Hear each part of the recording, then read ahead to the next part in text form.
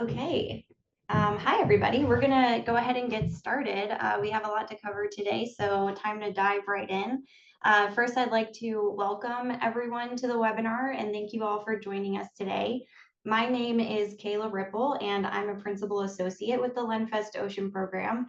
In addition to our panelists who will be introduced in a moment, I'm joined today by my colleagues Jason Landrum, Senior Officer at Lenfest Ocean Program and moderator of today's session, as well as Victoria Bell, who will be sharing tweets and posts during the event on our Twitter page. And Emily Knight, who's manager for outreach, is also here today. You can check out the chat for links and posts from us throughout the webinar. We'll be dropping them there. And on behalf of all of us, thank you for being here.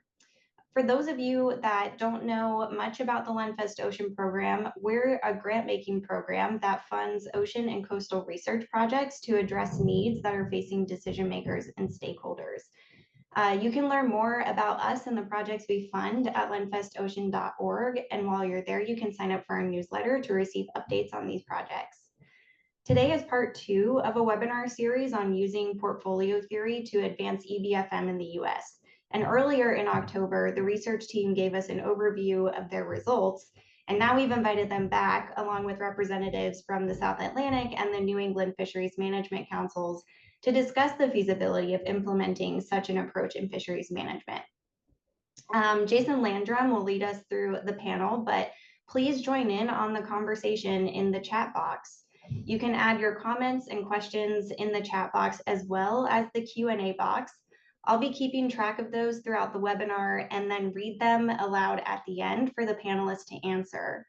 If we don't get to your question or if you have follow-up questions, please feel free to reach out to us or to the research team after the webinar. We'd be very happy to follow up with you. And we'll be recording this webinar and we'll share a link to the recording and the research team's contact information afterwards. So you can get in touch with them and share this recording with others who might be interested. And with that, I think I've covered most of the logistics today. So I'm going to turn it over to Jason to get us started on the panel. Excellent. And thanks so much, Kayla, and welcome everybody. As Kayla mentioned, I'm Jason Landrum, a Senior Program Officer with the Lenfest Ocean Program. And thank you for everybody for joining us today. We're really excited for you to be here. A little bit of context: for the past 20 years, the Lenfest Ocean Program has supported the development and advancement of ecosystem-based fisheries management, or EBFM, through a targeted portfolio of projects that address key issues for the adoption of EBFM principles and practice.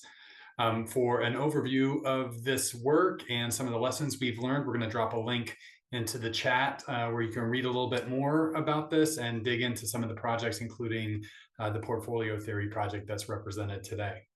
Through this journey, we've tried to support inclusive, engaged research projects that offer novel, innovative approaches that can help inform fisheries management and operationalize EBFM in a variety of different geographies and management contexts. One of these new approaches has been portfolio theory, which we've heard about in a webinar earlier this month to help inform on-the-water fisheries management decisions across America. That webinar introduced the complex topic and some of the preliminary research results from the project team, and we'll drop a link to that recording in the chat for you to take a look afterwards if you haven't seen it already. As a follow-on to that webinar, today's discussion, as Kayla was mentioning, focuses on the overall opportunity this approach presents, as well as the feasibility of applying it directly to fisheries management decisions, what that looks like, what barriers remain, and how engaged research teams and approaches can make this approach useful and usable more broadly. With that, it's a pleasure to introduce all of our esteemed panel of speakers: Jason Link from NOAA Fisheries, Lauran Brewster from the University of Massachusetts, Lisa Kerr from the University of Maine and New England Fisheries Management Council Science and Statistical Committee, Chip Collier from the South Atlantic Fishery Management Council, Steve Cadron from the University of Massachusetts.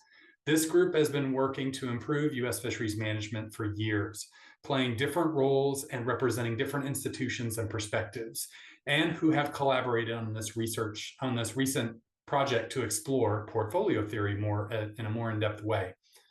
Given that this topic is quite new and complex for most folks, we wanted to start off this webinar with a short summary of the topic and what was discussed in the previous webinar. And then we'll move into a more dynamic virtual discussion with all of the panelists. With that, I invite Dr. Lauran Brewster to come to take the stage and provide a brief overview of the topic and the results and the communiques from the previous webinar. Lauran, take it away. Thank you, Jason, and thank you, Kayla. Okay, I'm just going to dive right into it. I'm going to give a very high-level overview of what we've been doing and some of the key conclusions. As Jason mentioned, it can be a little bit of a complicated concept for us to get our head around, but I'll give you a simplistic overview. So basically, we're borrowing this theory, modern portfolio theory, from the financial world and trying to apply it to fisheries. And I think the easiest way to initially think about it is by thinking about it in the financial realm. So if you think about, for example, your retirement fund, this most likely is implementing modern portfolio theory.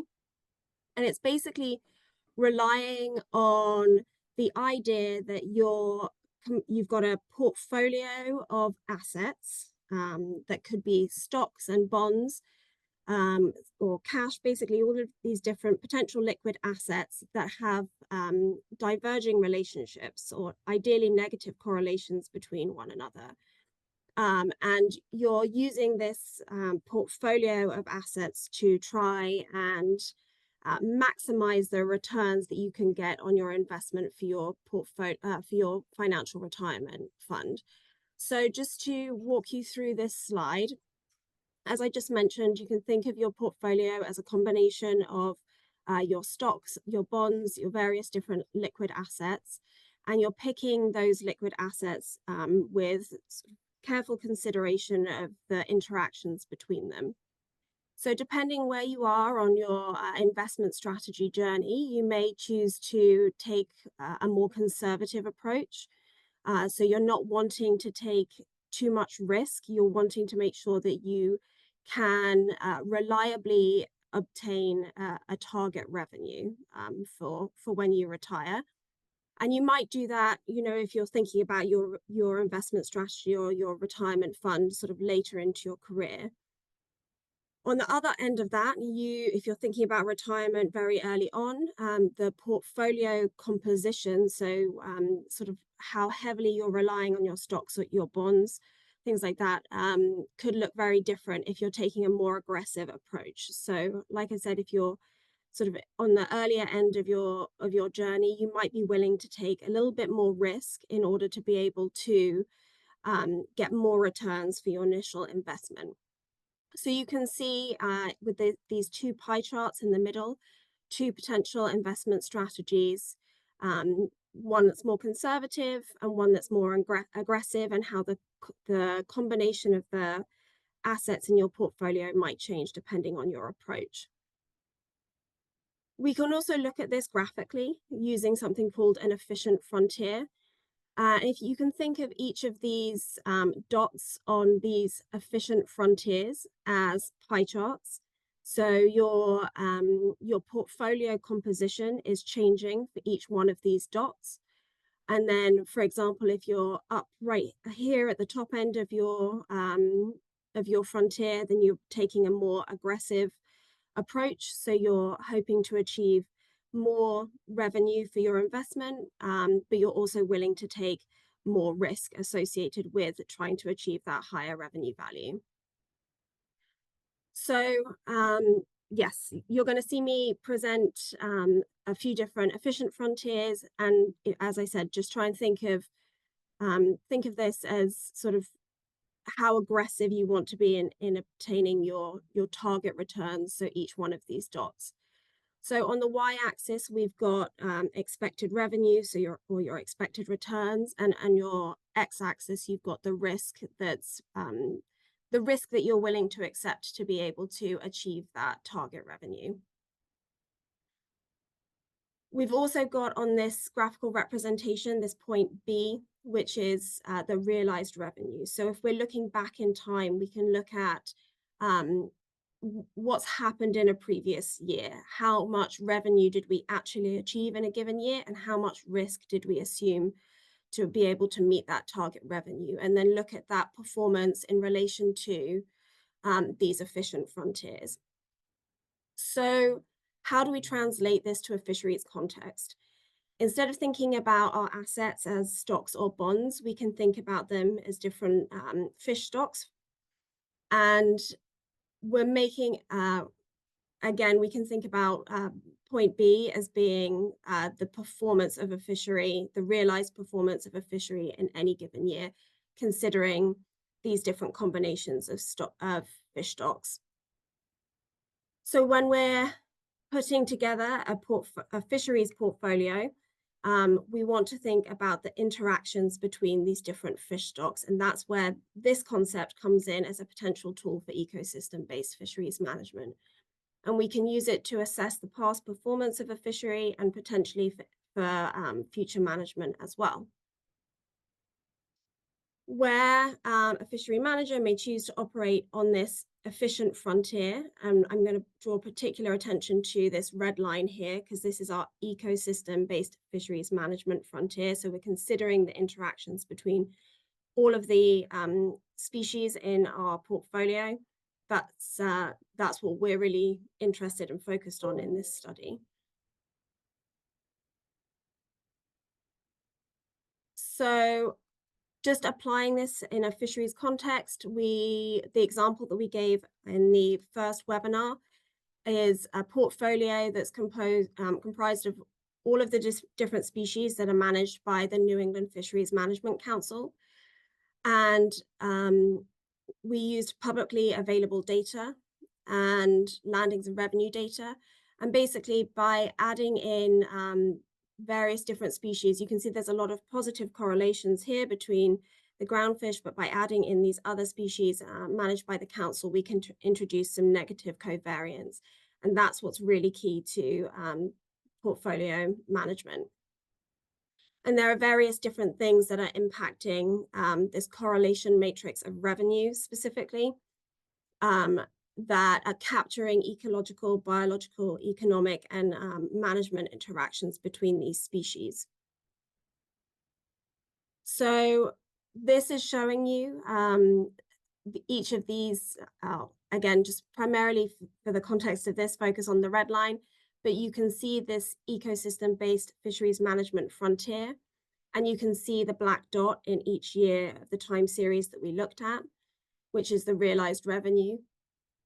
So you can see in each situation with this particular portfolio configuration, the realized revenue is not sitting on that red frontier. So basically that's saying that either more risk was assumed for the level of revenue that actually was, or the level of revenue that was achieved, or we could have got more revenue for that risk that was taken. And another way of looking at this is just showing that gap between, that horizontal gap between the black dot and the red line as a time series or as a risk gap plot, which you can see in the top right corner. So our primary conclusions, or just some of our primary conclusions, were that frontier analysis can be used to evaluate economic benefits of coordinated multi-species management in every portfolio configuration that we've looked at to date, including the one that I've just shown you. Either we could have reduced the amount of risk that was taken to achieve a target revenue, or we could have obtained more revenue for the level of risk that was assumed. And therefore, coordinated management has economic benefits in each of these applications. We can't use this as a standalone method. We do need other ways of looking at the fishery resource, or the fishery status, to be able to consider biological constraints and implement them in these systems. But we can look at trade-offs of ecosystem versus single species fisheries management and past performance of the fishery. And all of our results have indicated that management systems could benefit from the flexibility to harvest abundant species. And then finally, one of our most important conclusions is that collaboration with regional experts has been essential for helping us to understand those risk gap plots, and also for working out portfolio configurations and the appropriate data and model decisions that we need to make. And we've had a recent publication. We've got another one that's just about to come out that's been accepted. But please check out this Townsend et al. Paper, and then the code is also publicly available. And with that, hopefully I've given you enough of a refresher for what it was that we were talking about. But yeah, for more information, please go back and check out that earlier webinar. Excellent. Thanks so much, Lauran. Really appreciate, that was a great intro, and really appreciate you giving an overview of portfolio theory in the previous webinar. With that, I'll invite all the other panelists to join Lauran on stage so we can dig into this topic a little more deeply. See everybody joining back in. Just give them a second. And as the panel joins in, and this information that Lauran just presented percolates a little bit more into everyone's mind, you know, to start off this panel discussion, I kind of wanted to take a step back first and talk about the broader scientific landscape for ecosystem-based fisheries management, or ecosystem-based management at the national and regional level. And to that, I'll start with Jason Link. You know, the conversation, Jason, as you have led and you have been a staunch supporter of, you know, is not a new one. This is not a new concept. It's been happening for decades now. Could you start by giving us an idea of where the federal management world is with these conversations, and what are the key challenges facing the broader application of EBFM?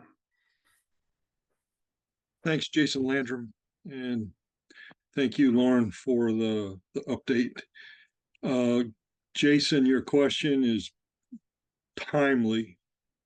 NOAA Fisheries just released about a month ago its updated ecosystem-based fisheries management roadmap, and we revised that. We did it in 2016 and 18. We have to evaluate those every few years. So we redid the EBFM policy statement this spring, and then we did the EBFM roadmap here, as I said, about a month ago. And in that, we updated it to make a better connection between the science and the management, to really try to insert practical tools and practical information to really address some of the management challenges that we'll talk about, I'm sure, later on. It also recognizes that climate change is really driving the bus on all our lanes, which is a part of EBFM, and looks to that. And then there were some other points of clarification. So the lay of the land, as you asked it, is there's a lot of interest in this. There's a lot of effort at the federal level and even at the state level, and certainly internationally, to try and not so much what is EBFM again. We get that once in a while. Not as, you know, why are we doing it? Everybody's past most of that. We're really to the stage of, golly, how do we do this on the ground and make it work in an operational, tactical sense? And in that regard, this project, the portfolio approach, really does try to address that exact issue, and really plugs into how might we evaluate things differently, look at things differently, look at fisheries performance, et cetera, as Lauran so nicely laid out. So some of the challenges really are the usual things. Change management, you know, there's a perception we can't do this legally, which is false. We're allowed to do it, but just clarifying that. There's a perception that we only are allowed to do single species management, which is also false. In the Magnuson and in the national standards, there are clear mechanisms that allow for an approach like this portfolio analysis. So there are those usual challenges, and then there's the challenge of, wow, stuff is changing so fast. There's a lot of issues. Do we have the data? Are we keeping up, et cetera, the typical things we've been wrestling with. But to summarize, I would say we are in a place where we are poised to make advances on EBFM that we haven't been since, as you mentioned, 20 years. So with that, I'll pass it back to you. Thank you. Great, Jason. Really appreciate that update on the roadmap, and I know we're all going to be following that and its implementation as it starts to evolve. I wanted to get another perspective, so I was going to ask Chip. As a follow up from Jason's response, from your perspective in working in fisheries management councils, what concerns have been voiced about EBFM as an approach to fisheries management in the United States, and what are some of the potential trade offs to EBFM? Yeah, like Jason said, and well, let me start off by thanking you for having me. This is a great topic to be talking about. But like Jason said, there's a lot of misconceptions about ecosystem-based fisheries management, and it really gets me to thinking about what we have staff trivia once a month, and just trying to get everybody engaged. And one of the questions was, name the planets in the solar system, and I said, do you mean when you guys went to school or when I went to school? And the definition of ecosystem-based fisheries management is different than when I went to school. I think it's more standardized now, and NOAA's done a great job of defining what ecosystem-based fisheries management is.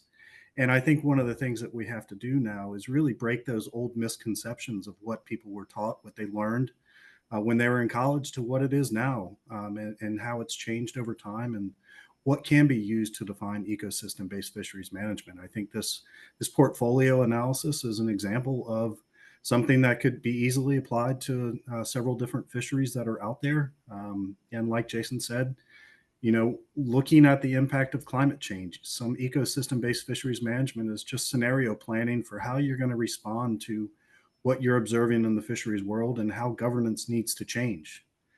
And governance is a big issue for federal fisheries management. Unfortunately, the fish don't recognize our boundaries that we like to put up there. And getting, whether it's international agreements out there or agreements among councils, is challenging. And it takes a lot of time to develop these things. I just want to point out that, we're still trying to, at least here in the South Atlantic region, we're still trying to catch up to the Sustainable Fisheries Act back in 1998. And so it is a challenge. And then ACLs came on top of that. And I think with ACL management, I think that's going to drive us really into this realm of portfolio management, understanding what catch levels are, how we can best optimize those catch levels in order to get the most out of the ecosystem, basically get the optimum yield for the fishery. Awesome. Thanks for that response, Chip. That's really insightful and really helpful.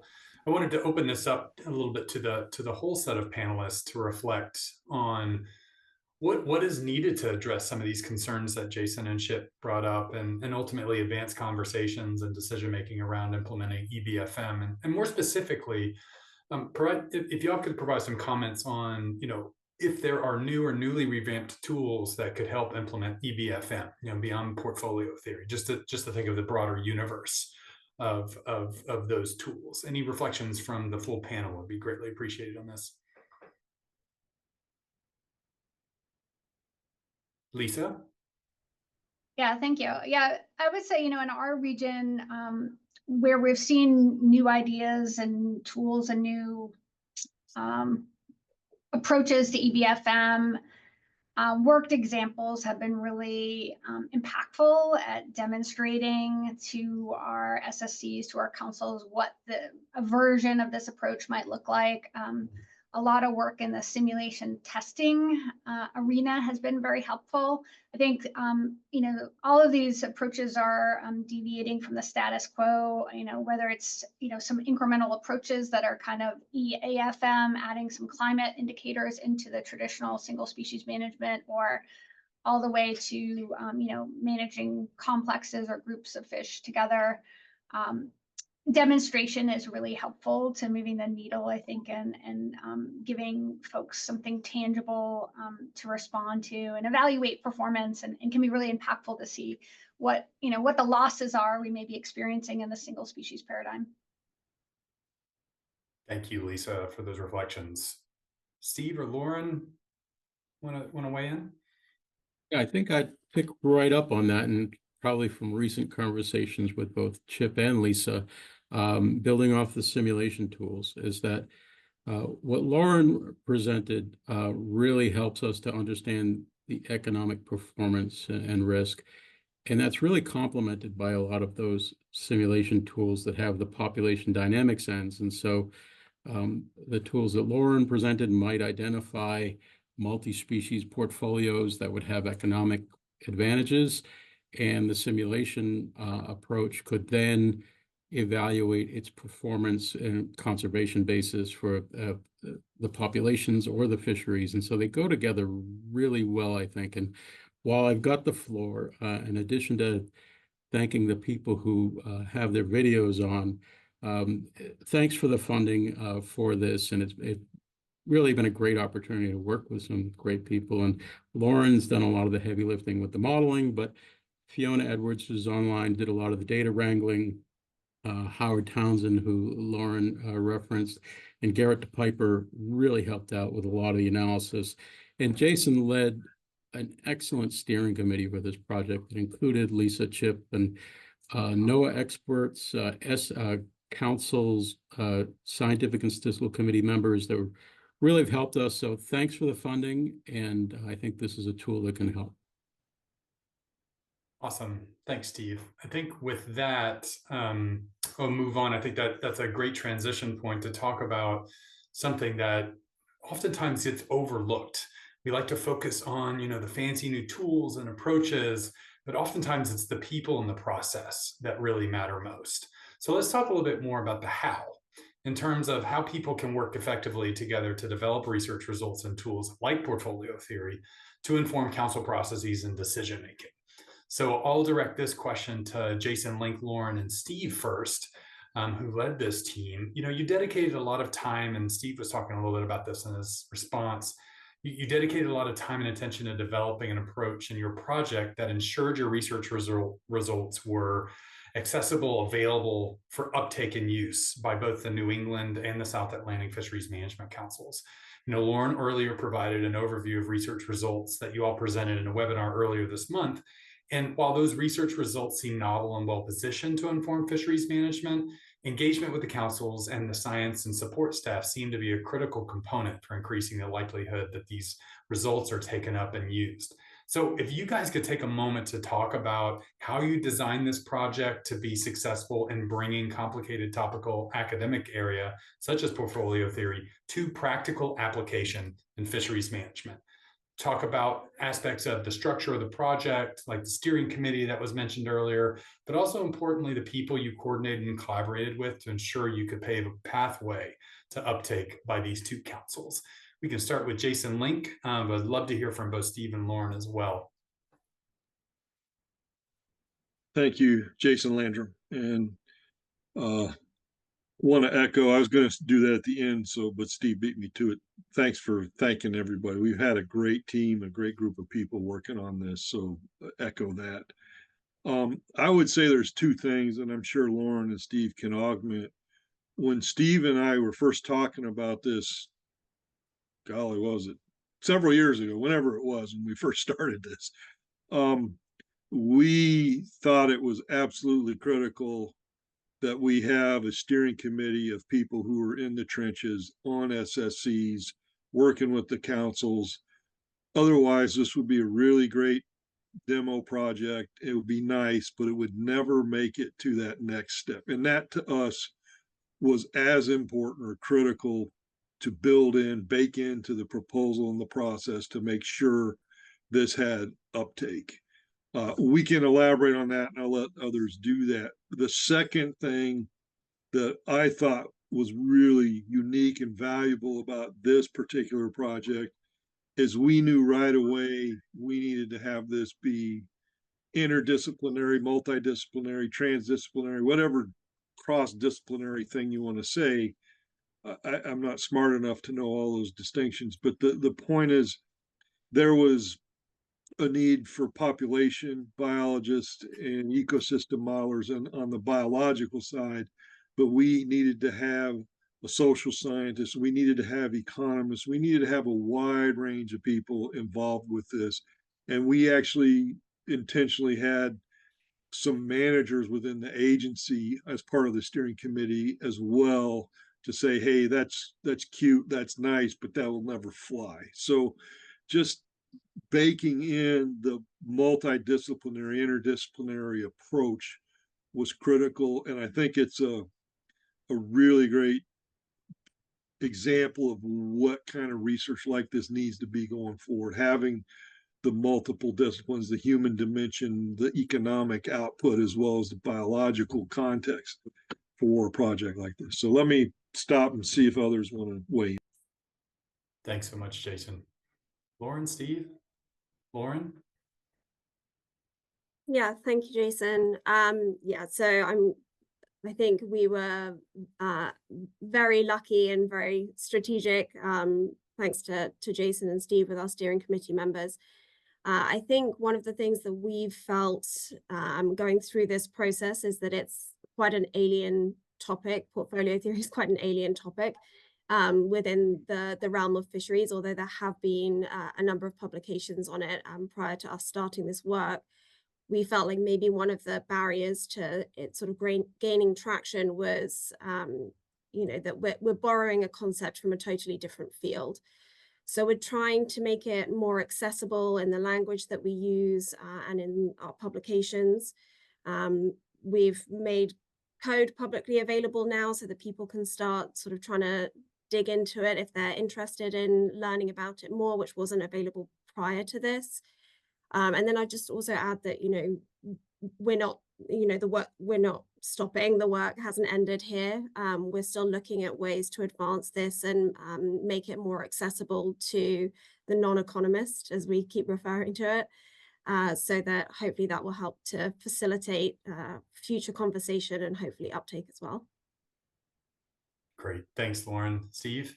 Yeah, I'll try to fill in the gaps and just, I think part of what we learned most from were the first pass demonstrations. And I think this was Jason's vision to use publicly available data on a fairly broad, somewhat naive application to initially New England, South Atlantic, but then all of the regional councils, I think, except Caribbean, in which the first pass really started conversations with the SSCs, with the socioeconomic panel, and we learned so much from those. And even those high-level pass demonstrations, I think there were some real lessons there. There were some pretty well-supported conclusions. And the next step is to get behind the firewall to the confidential data, the disaggregated data, and work with the local stakeholders, policy decision makers. And so that iterative pass, I think, really helped us, particularly for what Lauran said about the interdisciplinarity, is that we're all learning. We threw Lauran right in the deep end, and she came right up for air, and she's done great. But it does take a little bit of that leap of faith into different disciplines, and it's really paid off, I think. Great. Thanks so much, Steve. I'd like to turn now to ask Lisa and Chip to provide some reflections on being part of this team on the steering committee. So, building off what Jason, Steve, and Lauran were saying in terms of how the project was designed and implemented, as strategic partners, how did this go for you? How did the project design work from your perspective, both in terms of completing the technical work, but also in terms of conveying the application potential of the project results to fisheries management decisions? Lisa, looks like she's off. I can jump in. Yeah. Yeah, I mean, I think to Lauran's point, this was a bit of a foreign concept in this type of application for me, but although portfolio theory I have used in the past in the context of like understanding population dynamics and the value of having things like multiple populations, buffer, the stability of a particular fishery resource, or result in more resilience. So there's a lot of immediate analogies that I think I could draw to this particular revenue application. And but I think having the steering committee, I hope was helpful for the team. I think it was, and I think there's a real balance between, really, interesting, novel ideas. And I think the steering committee also brought the reality check often. And how can we be realistic about the use of these tools and really, I think maybe helping the team with how they explain it to the folks outside of the, the expert working group who did all the heavy lifting. But I think, that it's the right approach when you're trying to, build science to on-ramp into management. I think the team is really thinking carefully about where are those science on-ramps. The other critical piece is, how do we participate and bring it into the management process so that this can be evaluated and seen. So bringing it through SSCs to get peer reviewed is really helpful to get a lot of broad perspective. And then, another important thing to on-ramping science and management is bringing capacity. So they brought this team to bear on a topic that maybe would have gotten this kind of treatment and depth of expertise. But, it's huge when you can bring that capacity and bring a tool forward and try to make it very tangible through worked examples, such that managers and stakeholders can start to understand its potential value. Great. Thanks so much, Lisa. Chip, anything to add?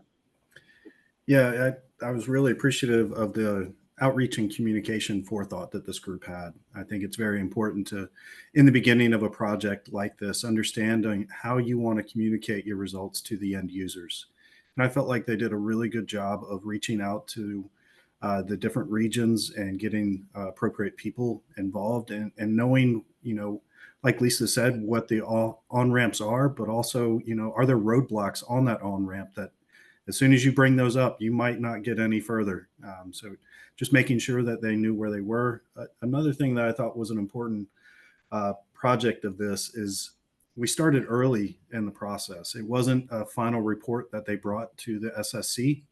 It was a preliminary plan or a rough draft, essentially. And they were able to improve upon it from there. If we were to bring back these same concepts with the same criticisms that the SSC identified previously, it's going to make it a lot harder to get that incorporated into management. And so the team has done a great job incorporating the feedback from the variety of panels that they brought it in front of. And I think that's a key piece to getting information like this and tools like this introduced into management. Excellent. Thanks so much, Chip, both you and Lisa, for those reflections. And if for those out there looking to build projects that have a high likelihood of uptake and use, I think that was a great set of reflections from the whole panel on how to build those teams and some of the successes that you can build from putting those teams together and communicating and outreach and aspects of that. Thank you for everybody for providing that. Let's shift gears and dive a little bit more deeply into the practicality of portfolio theory as a tool to inform fisheries management in the U.S. And with that, I'll offer a first question on what's the opportunity, and then let's dig into what the feasibility and potential timing of uptake might be. So I'll ask all the panelists, what are some of your thoughts on concrete ways that portfolio theory can be applied in fisheries management, as illuminated by things that you discovered in this project or in other instances? And that is, like, how have or can the councils use the research results to inform their decision making? I'll open it to all the panelists to provide any reflections on this question. Steve. Thanks. That's a tough one, but we've been thinking about it for a while. And so I think the opportunities are, in the simplest of terms, if we can manage fisheries to allow fishermen to take advantage of healthy resources when they're healthy and to stay off other resources when they're not, that's the benefit that this allows. And so I think that's always been there. And I think that all fishermen have some form of a portfolio, and each council or management body has some form of a portfolio of resources in their region or in their jurisdiction. But what's really changing, that's making what always was a benefit potentially more of a benefit, is climate change. And in your portfolio, there need to be some winners and losers, again, to keep it simple. Or I'll put it the other way, if you don't have some winners in your portfolio, there's going to be some huge costs. And so I think climate change is really amplifying the need for this type of, considering this type of approach. Great. Thanks so much, Steve. Lisa? Yeah, I mean, and thinking about, how this could be used, I think, I think there's a whole range of different ways, from providing context to our single species management, all the way up to kind of having our management strategy more informed, portfolio informed or structured. And I think the most striking thing to me was just even some of the data inputs that Lauran and the team provided. Looking at the history of the revenue mix over time for the New England work example, and then seeing the correlation analysis of revenue are products that, as an SSC member, are really, eye-opening. And we have not even looked at the data in that manner before. And so I think in addition to the end products of the portfolio analysis, I think it could be really insightful retrospective analysis for how has our management strategy been performing at a collective, in a holistic way? How have we been doing? Do we want to do better? And what steps might we take to get there? But I think there's a very like I said, a whole range of uses, but I think there's a very immediate insights that just seeing the data inputs and the outcomes gave me just in our current paradigm, as well as kind of thinking strategically about how to use it in the future. Great. Thanks so much, Lisa. Other panelists want to weigh in on concrete ways portfolio theory can be applied to fisheries management? Any other thoughts? Yeah, we've got Chip, and then we'll go to Jason Link. Yeah, here in the South Atlantic, we're developing a multi-species management strategy evaluation. And I think looking at some of this portfolio theory, this could be one of the metrics that is used to evaluate which management strategy could work best. And so we don't have it incorporated in there now, but I think as we begin to develop our management strategy evaluation further, I think this could be a metric that we include in the future to help guide some of the decisions. Awesome. Thanks so much, Chip. Jason? What Chip said.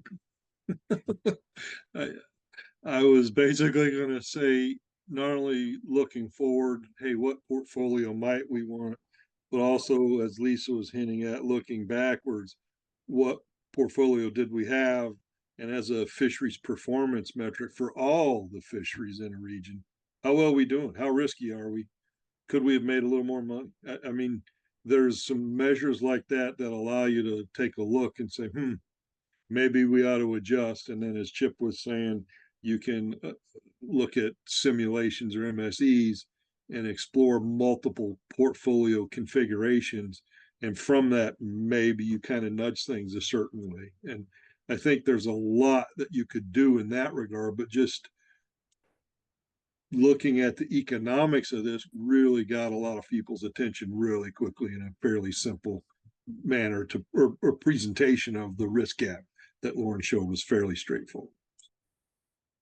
Great. Thanks for that, Jason. And, I'll shift a little bit to that. I mean, it seems like this is a really amazing opportunity, right? And you guys have fleshed out some of the ways that, portfolio theory can really help in decision-making for fisheries management. So I wanted to dig a little bit deeper into the practicality and the timing of actually getting portfolio theory to the decision-making process, or actually informing decisions. So I will pick on Lisa and Chip again to give their perspectives on this, and then offer, time for Jason, Lauran, and Steve to weigh in. But really, from a practical standpoint, how feasible is it to incorporate portfolio theory into current management strategies? And what's the timing of actually getting portfolio theory to action?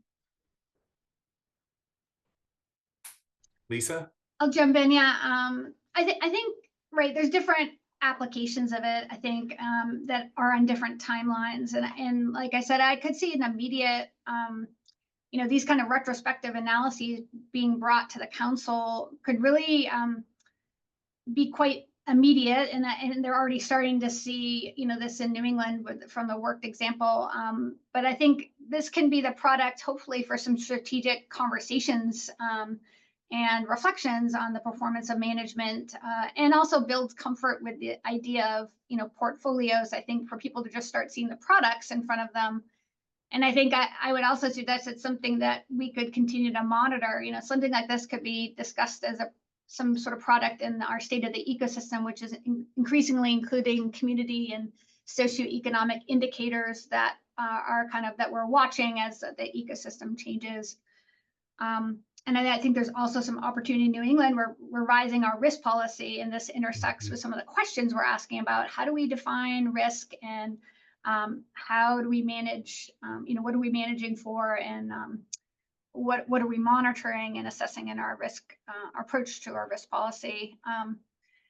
So I think there's different timelines, and so there are, to me, some, at least in our region, from a New England perspective, some immediate on-ramps for this to come on, not perhaps in its full-fledged potential immediately, but I think it's also building familiarity with the idea and concept, starting to use the data in that context and decision-making, I think can move it to being used more strategically in defining and using it to think more broadly about, how we define our FMPs to incorporate perhaps portfolios. Thank you so much, Lisa. Chip? Yeah, a lot of what Lisa said.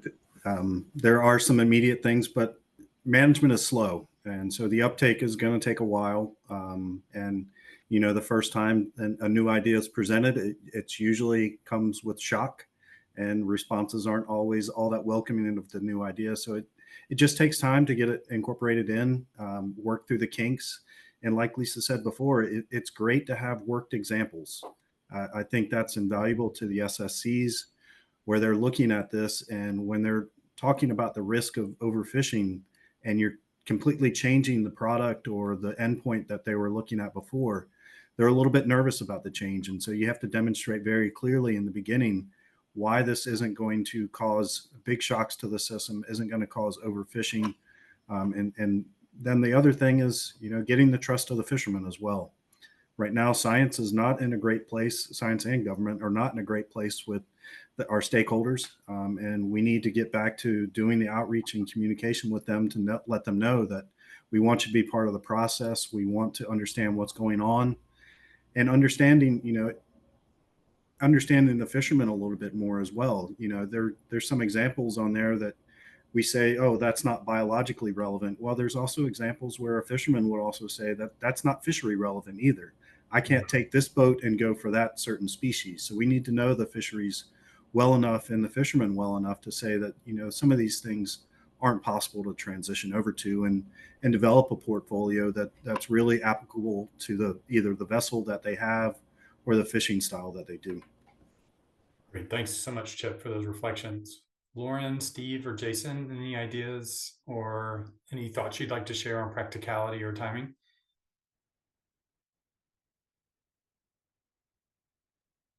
We'll jump in on the timing. For these first pass demonstrations, they can be relatively quick, and they can be, they're somewhat naive, but somewhat desktop. And their goal is to get to the second step, which is more inclusive of the stakeholders, the local experts. And that one takes longer, but that one really has more deliverable as well. So it can be implemented in a first pass very quickly, I'd say. No, that's great. Thank you so much, Steve, for that. And I've got one more question for the panelists before we get into the broader Q&A with the full audience of participants for the webinar. And this one is a little bit provocative. Is there, and this talks to a little bit about this as a new approach and potentially it as a controversial topic. I've heard this actually in conversations, and I was wondering if this panel might be able to reflect on whether or not applying portfolio theory to fisheries management is inherently a controversial topic. Steve mentioned earlier, there's winners and losers, and there may be some equity concerns in here that I've heard reflected in conversation and writing. I was just wondering, and just open it up to the panel, if they think if this is a controversial approach, how that might be reflected and how that might be addressed.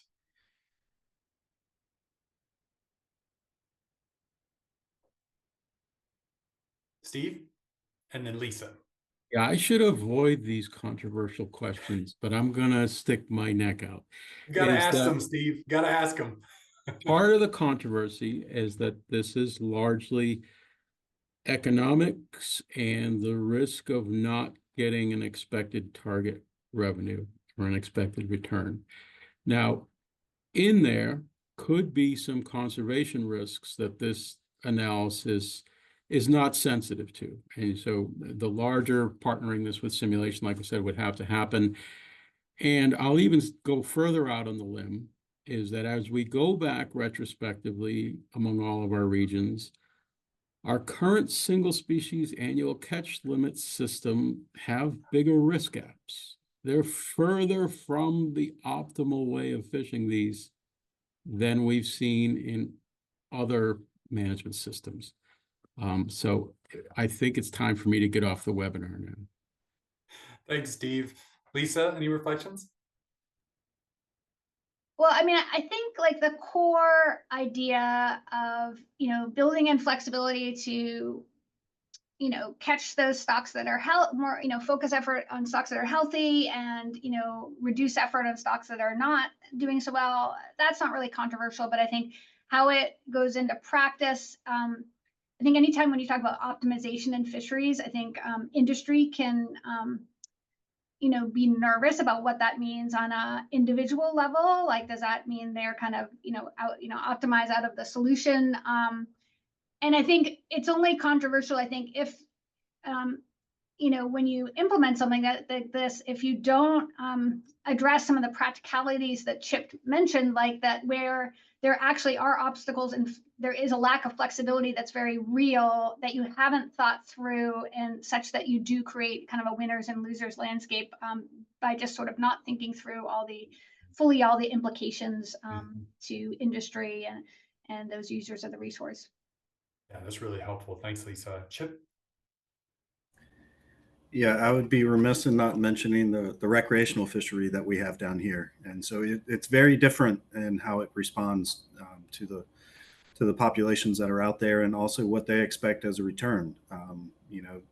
It may not be number of fish that is most important to the recreational fishery. It might be number of days that they can go out fishing. And so that understanding what the recreational crowd would want as opposed to the commercial, I think, could be very different. Great. Thanks so much, Chip. Oh, Jason, Link. One final thought. Yeah. When I was thinking about this, and Lauran set us up nicely in the beginning, the concept of portfolios is not controversial. I think Lisa said that. No one on this call has only one stock in their retirement fund. We spread it out and spread the risk.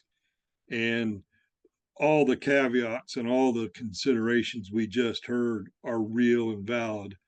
There are always going to be winners and losers for many reasons, and Steve hinted at it, due to climate change and as well. My sense is we might be in much more of a controversy if we don't start thinking about these as a composite portfolio and where we can have those trade-offs and mitigate some of these concerns. So I would maybe flip the question around just a hair on you, Jason. So. Yeah, thank you. Thank you, Jason. And I just want a big virtual applause to the panelists. Thank you so much for an engaged conversation. And I'm going to pass it off to Kayla, so Kayla can engage with the broader audience who have some questions for you guys. So thanks so much. This has been a pleasure to moderate this panel with you all. Yeah, thank you. We've actually had quite a few questions come in, really good questions. And unfortunately, I don't think we're going to be able to get to all of them. So please do follow up with us if we don't get to your question and you would like to speak with the research team. I'm going to sort of take some privileges over here being the host of the Q&A section and ask a couple questions that I think are really interesting for the broader perspective of portfolio theory. Can the panel speak to the possibility of a more grassroots or bottom-up approach to implementing portfolio theory for EBFM? This person can't help but think that the concepts that are being discussed here are almost more applicable or valuable in the hands of the user, for example, the fisher, as opposed to managers.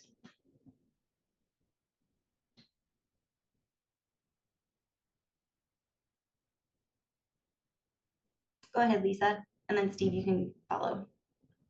Yeah, I mean, I'll speak to this because we did discuss this in the SSC comments on this, the New England SSC, when we were reviewing the, just that this could function across, you could think of these portfolios sort of from the perspective of different levels, whether it's the council looking at across all of their managed species, whether it's a particular fishing community or sector or an individual looking at their opportunities. So I think, you know, from, if you look at, when I looked at that worked example for New England, I thought as an individual fisherman, I would be looking at those negative correlations between some species and thinking about how to access permits that might help diversify my portfolio. I think, you know, that whether there is a flexibility to indeed act on that, you know, I think that's a follow-on to kind of have a conversation about that, or the feasibility to do that.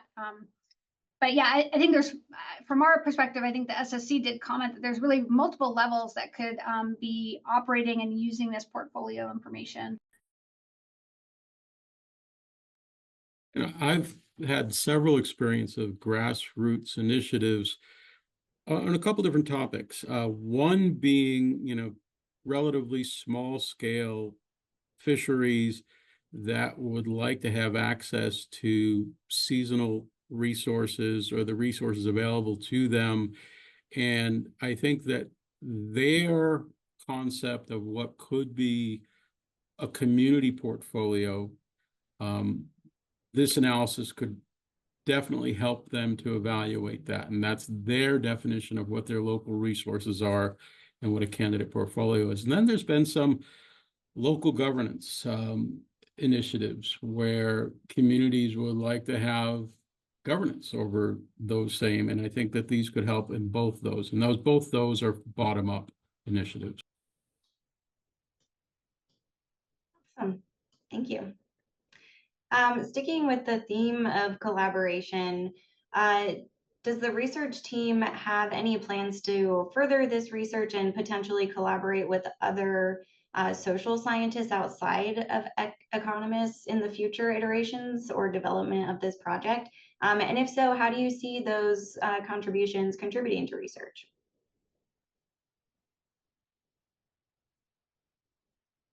Lauran, you should answer this.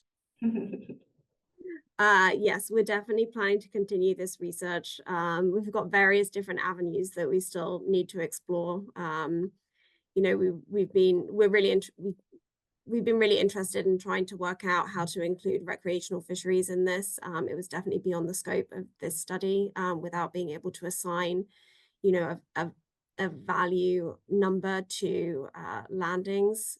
So I think sort of trying to expand in that area, that would obviously take more input and a lot more research from an economist. But for me, I think starting to trying to integrate sort of some fisherman feedback is going to be integral, and just continuing to advance the code and advance the accessibility to this particular tool through various things that we've been discussing recently. I'm just going to say it's definitely not over at our end, so watch this space. Excellent. And last question, kind of going beyond the US, we've been talking a lot about US fisheries management systems today. And thinking beyond the US and other global applications, what are the limitations to using this in a broader scale? This person's thinking particularly for data limited situations, and if there would be any options in countries like that.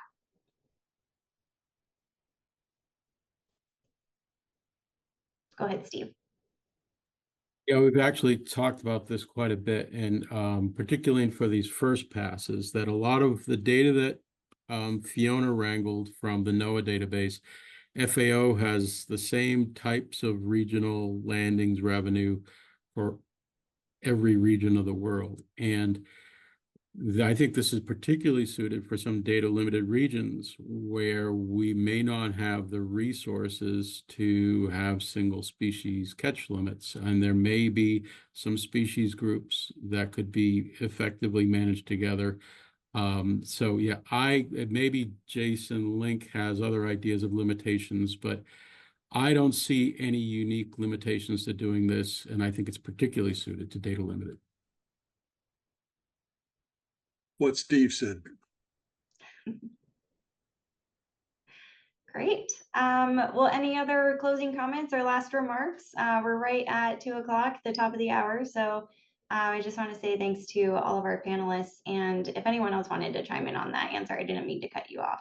So go ahead. All right. Fantastic. Thank you, Jason Landrum, for moderating the panel. And thank you to all of the panelists that were here today. And thanks to everyone who attended. We'll be sending the recording as a follow-up email, as well as contact information to follow up with some of your questions that may not have been answered. But with that, we'll go ahead and end the webinar. And thank you, everyone, so much. Have a good day.